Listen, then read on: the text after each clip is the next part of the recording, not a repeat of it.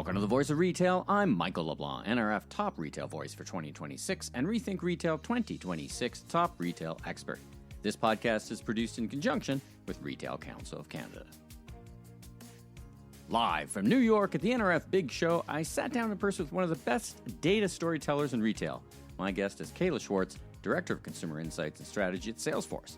Salesforce sees more than 1.5 billion global transactions across its platform, giving Caila a uniquely powerful lens on what actually happened this past holiday season, both globally and in Canada, and what's coming next. We dig into Cyber Week and overall holiday behavior, and Canada's surprising outperformance, buy now, pay later, BOPUS, and why 2026 will be the year retailers either own the AI-driven customer conversation or risk losing it entirely. Caila, welcome to the Voice of Retail podcast here at the NRF show. How are you? I'm great. Thanks for having me. I am kind of surprised you and I have never met. I know we were just talking off mic. I know a bunch of your colleagues and Salesforce, no stranger to the podcast in different iterations, so it's wonderful to meet you. It's great to meet you too, and to be at NRF. No kidding. We're here in the Narvar podcasting studio, so I'm parked here and I'm meeting them literally at an intersection of a lot of stuff. So thanks for making the effort to find, and your help, your PR company really brought us together. So we're going to do this remotely, and I'm like, wait a minute, I'm sure you're going to be here at this show. Let's do it in person. Let's start with who are you? What do you do for a living?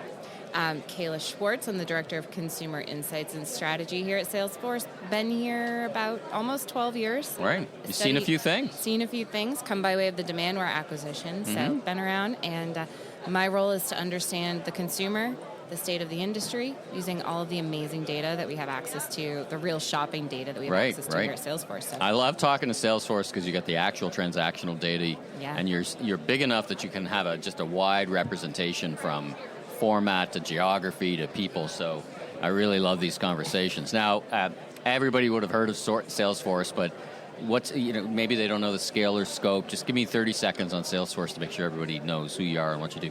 Yeah, well, Agentforce Commerce is our B2C commerce platform powered by the Salesforce ecosystem, and we power the real shopping experiences for thousands of global retailers around the world, both their online and in-store experiences.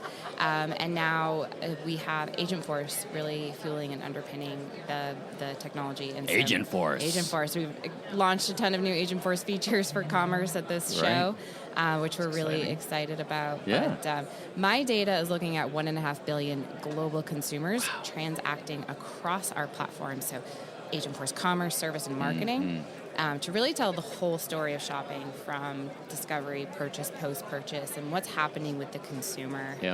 Both originally it was just an online story. Now we have some in-store stories to tell as well. So it's very wholesome, very fulsome amount of data. I want to turn the clock back just a little bit and spend a little bit of time on Black Friday, Cyber Monday. You guys put out some great data about that. You put it out daily, in fact, and I'm watching what's happening. So, in Canada, we had this Boxing Day. Like, Black Friday is kind of a new phenomenon, relatively. It's about a decade old.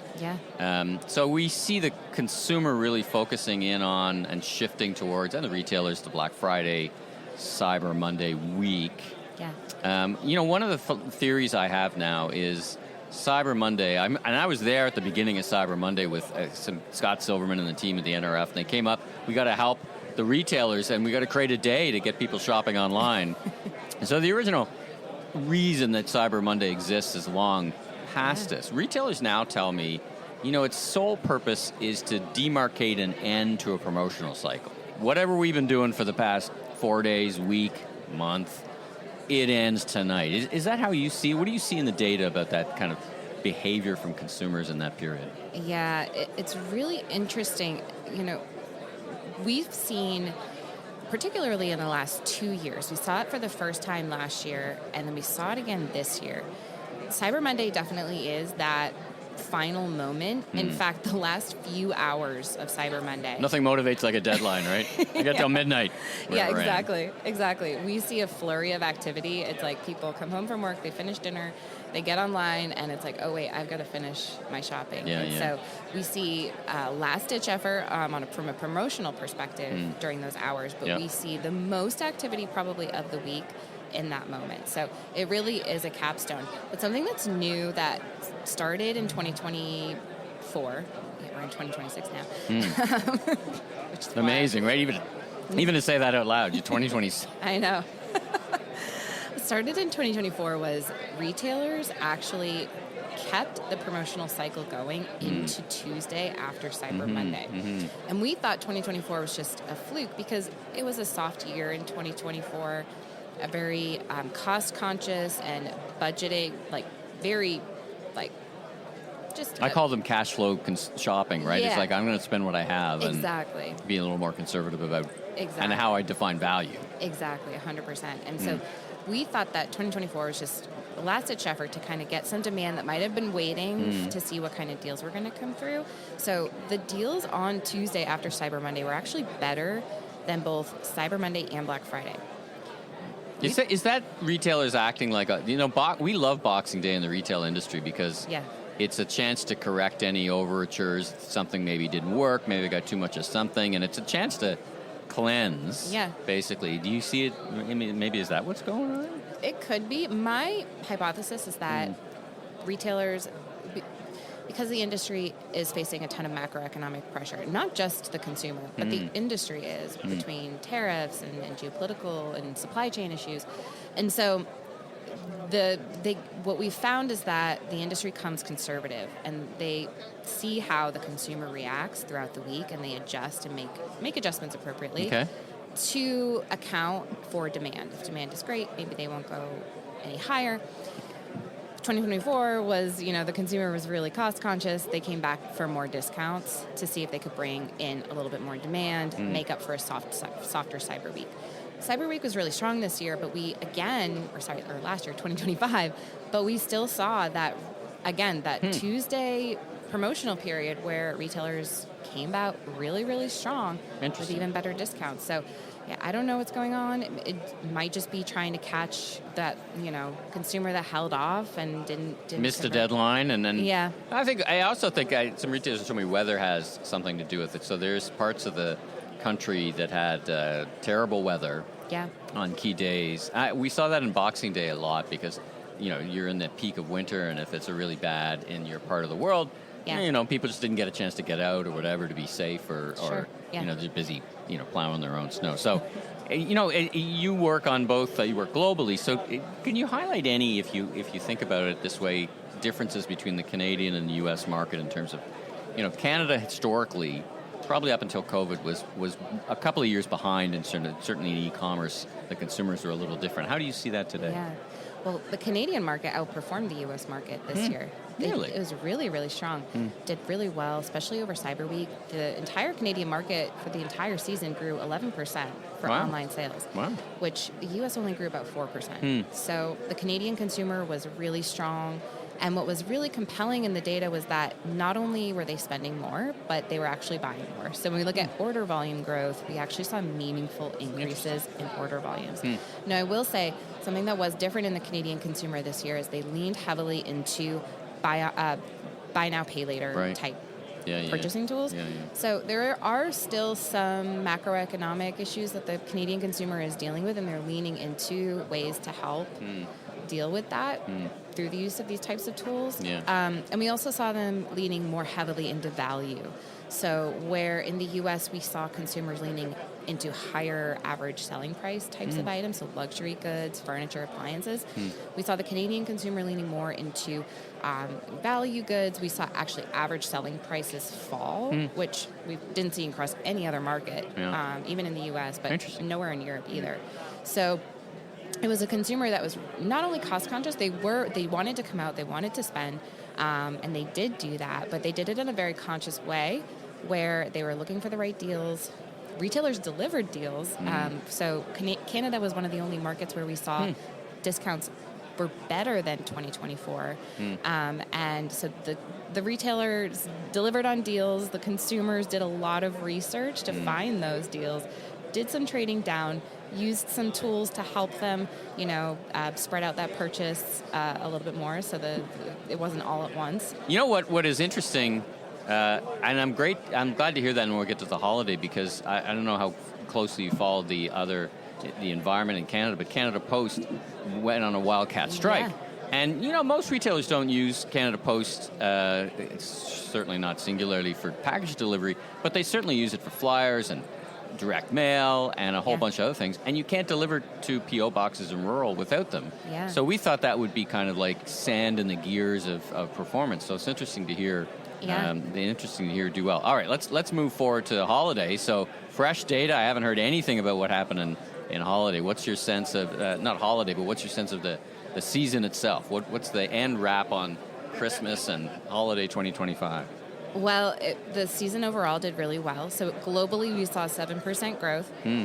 What really propelled that number was performance out of Europe. Europe did really well. And now when you say 7% growth, is that e-commerce? What do you... E-commerce. E-commerce grew 7%. Okay. $1.3 trillion spent online, worldwide. In Canada... Now, is it... I guess it's great for you guys, but is it just channel shift for the retailers? It's like, e-commerce is growing, but my other business is flat to down, or do you see... Because now you've got a bit of visibility into the broader picture, right? We're seeing growth. We saw growth across all channels. Oh, fantastic. Yeah. Interesting. But what we did see, so conversion rate went down, which is interesting, and it went down quite significantly. So something that we saw this year that we haven't seen in a while is traffic growth. And when we ended holiday 2024, January, February, we were in a negative traffic cycle. So traffic was declining. And then when we got to like the midpoint in the spring, we started to see it start to grow. We ended the holiday season this year with double-digit traffic growth, which we haven't seen probably since COVID days when everyone switched to online. Now, it wasn't a channel shift because we knew and we saw that consumers still really wanted to go back to the store. Consumers were still shopping in store. In fact, use of channels like buy online, pick up in store. I saw that number really... What did I see? A number like 17%? Yeah, of sales, which I thought was kind of high. 35% of sales the last 2 days before the Christmas holiday were for BOPIS, which is much larger than what we saw last year. Sure. So, any theory about why?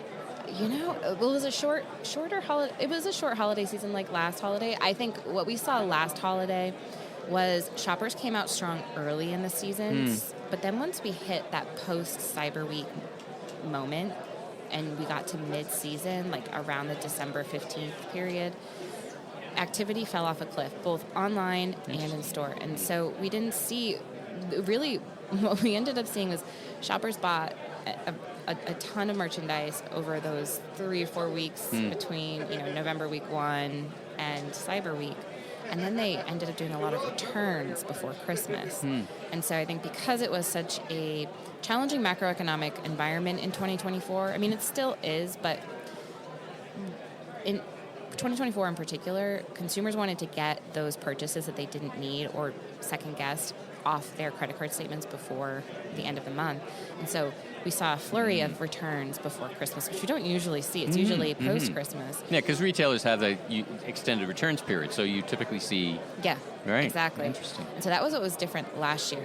And so consumers weren't buying in that, like those last-minute buyers weren't coming out, and so we didn't see as much buy online, pick up in store.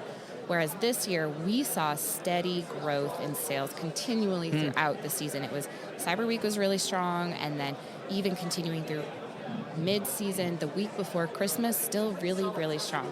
I know that's when I did, it's funny, I had a busy, that's when I did all my shopping.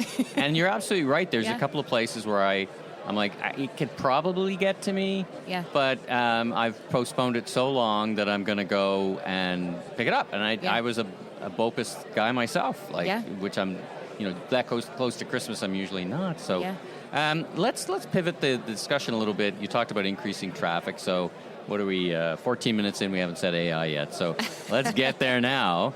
You're certainly talking about it, I'm sure, here at the show. And as you said, it's a big part of what Salesforce does and thinks about. Totally. But I want to talk about it from the lens of the consumer and how the consumer is behaving. I often see, and I think you guys say this as well, drove amount of sales. AI drove sales. And I think to myself, did it drive incremental sales? Or is it just people just using now different ways to get to where they were going to go anyway? So how do you guys think of that? It's hard to quantify. What we did see in our data was retailers that launched branded agents before the holidays. So their own shopper agents, so not necessarily, we're not talking about third-party agentic search, but their own branded agents, they grew about 59% faster over the holiday period than those that did not.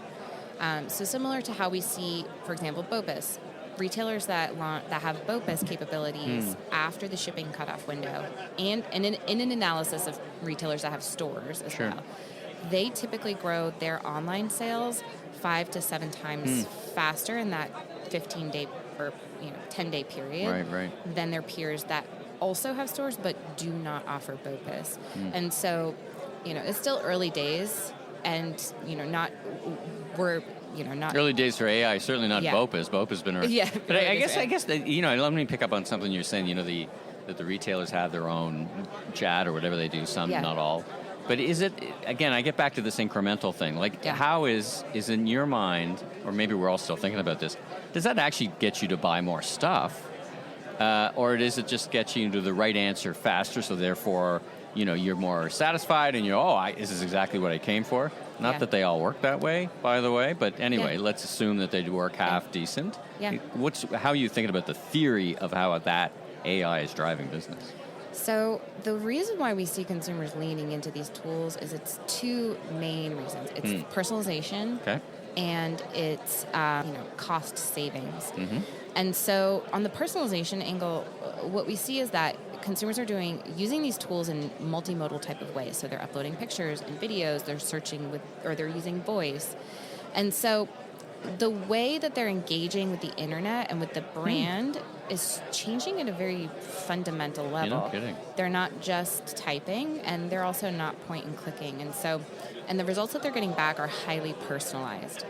And so what I'm trying to say is it's more than just it's incremental. It's a level of engagement that we've never been able to see in the digital space. Since Rogers, we've talked about it for decades. Personalization's well, even you remember you've been around like me. V-commerce is going to be the next thing. All these devices in our homes. Of course, you wind up with Phoenix, not Kleenex, right? I remember when they were saying that your fridge would know when you were out of milk, and it would just send it to your doorstep. I don't know. Maybe anyway. Then we'll start talking about drone delivery. Yeah. But all right. Let's kind of bring it to wrap up, because it's been a great conversation, and I want to make sure and continue this conversation. What are you thinking about for 2026? What's your advice to retailers if you're going to do these 3 things? These are the 3 things you're really, you probably should be saying no to more things than you say yes. But what are the 3 things they should be doing? Oh, it's a great question. Well, AI, it's going to be the year of the AI-led or agentic-led customer experience. Okay. So 2025 was the year of agentic-led efficiency for the retailer, gaining efficiencies, especially within customer service and other types of... That probably will continue, actually. Definitely. It'll definitely continue. But I think what we're going to see more investment in, more innovation in, is the customer experience, the shopper experience, both on third-party agentic platforms and owned channels. And so... how you show up. The first is how you show up in the conversation. So owning the conversation. Yeah. In fact, I did a big idea session yesterday, and the hypothesis that I presented was, in 2026, you either own the conversation or you're at the mercy of the conversation. Oh, that's well said. That's great. And so you want to be part of that conversation. And that's what retailers have been calling building authority with these different chat. I mean, I put up this chart, and I'm not even sure it was true because it was kind of open source, but it basically said that ChatGPT gets most of its information from like Reddit and Wikipedia and I'm like, are you guys following this? Because when's the last time you updated your Wikipedia page, by the way? You guys must be thinking about that as well, right? 100%. And we're having those conversations with retailers right now. It's not only just how your website, the data you put on your website, but it's also how you show up in those third-party channels. So your social media presence, how you engage in those communities, you have to engage. It's not just enough to put out your posts and engage. You have to be engaging with that community. You have to be thinking about PR and how you micro-influence. I think this is the age of micro-influencers, because the little tweaks matter. Okay, so that's number 1. What's number 2? Number 2 is going to be the brand-owned shopper agents, and so continuing that experience, right? you would never, if you think back 15 years, you would never tell a brand, just because a shopper is discovering you on Google search doesn't mean you shouldn't have your own search on your website. Sure. And so how do you continue that experience with the consumer once they do make it to your website? So unlocking all of your data. It's meeting their expectations, right? They've Exactly. had a great, whatever their experience is in the wild, they come to your site and it's a 2023 experience. Exactly. That's the risk to the retail, to the Exactly. retailers, right? Exactly. Okay. And then the third is going to be how you are is more on the technical side, how you approach your tech stack, having a unified tech stack and making sure you're unlocking all that data. Because ultimately, these experiences are going to be driven by the quality of the data that you have. And so if you have siloed data, if you have a disconnected experience between your product data and your customer data and maybe all the tech sheets and product specs, we're living in another database, you have to be able to unlock that, because ultimately what's going to end up happening is that agent on your website is going to have to be able to context shift. Right. Because you're not going to the customer's not going to want to have a product discovery conversation and then go over here and, now I want to have a conversation about my order. I've got to go to a different page. No, it's all going to be in the same conversation. And so you're going to be able to need to have those context shifts. You're going to need to unlock all of that data and have it available so that you can use it within these conversations. And so it's going to be my anticipation is going to be a big shift to conversational commerce, but not even just in the digital channels. It's going to be in physical retail as well. Over half of AI users are using it in store. And so how that shifts the in-store experience. And I always thought it's a very, very good tool for associates. Yeah. Like it actually levels the playing field a little bit. Yeah. In terms of speed of response, right? Because Definitely. So I'm kind of more optimistic about its impact at the sales floor actually than I am in many things. Now, I would assume that Salesforce has lots of great solutions to help make these three things happen. We do. If they want to learn more, get in touch with you, where do they go? You can go to salesforce.com. Agentforce Commerce, we've announced a ton of new features at NRF. Yeah, here at NRF. Yeah. But we have our integration with OpenAI, as well as other innovations happening in third-party channels, as well as our shopper agent technology. So yeah. Are you a LinkedIn person? How do they get? I'm on LinkedIn, Caila Schwartz, All right. but it's Caila with a C and an I. Caila, it's such a treat to have you on the Voice of Retail podcast. Thanks so much for joining us, and let's keep in touch. Great data, and thanks for sharing the insights. Thanks for having me. Thanks for tuning into this episode of The Voice of Retail. If you haven't already, follow on your favorite podcast platform so new episodes will land automatically each week. And be sure and check out my other retail industry media properties, the Remarkable Retail Podcast with Steve Dennis and the Global E-Commerce Leaders Podcast. I'm your host, Michael LeBlanc, Senior Retail Advisor, Keynote Speaker. If you want more content or chat, follow me on LinkedIn. Safe travels, everyone.